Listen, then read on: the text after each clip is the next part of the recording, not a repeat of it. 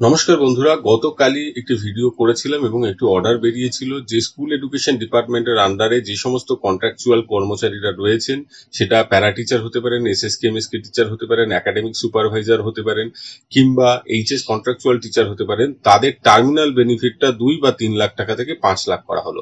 এখন এই terminal benefit টার্মটা নিয়ে একটি প্রশ্ন উঠেছে এবং এই প্রশ্নটি সঙ্গত।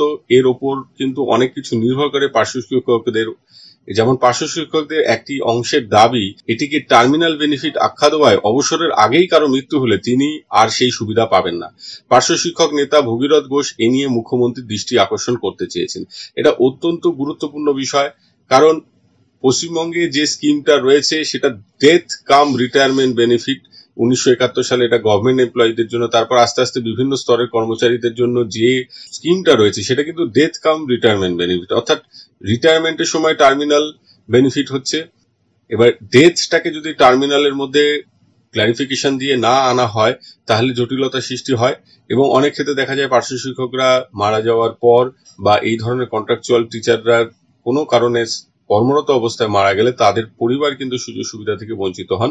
তো সেই কারণে এইটা কিন্তু অত্যন্ত গুরুত্বপূর্ণ বিষয় এবং এই যে ভগীরথ ঘোষ, মাননীয় পার্শ্ব শিক্ষক নেতা, তিনি যে মুখ্যমন্ত্রীর দৃষ্টি আকর্ষণ করতে চেয়েছেন বিষয়টা অবশ্যই তাৎপর্যপূর্ণ।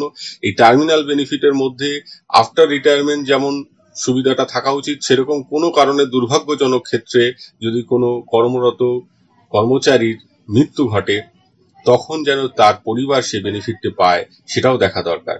তো এই বিষয়ে অবশ্যই সংশ্লিষ্ট নেতারা এবং যারা এই বিষয়টিকে মুখ্যমন্ত্রী বা মাননীয় শিক্ষামন্ত্রী তাদের দৃষ্টিগোচরে আনবেন এবং প্রয়োজনীয় সংশোধনের চেষ্টা করবেন, এই আশা রাখি। সকলে ভালো থাকবেন, সুস্থ থাকবেন। ধন্যবাদ।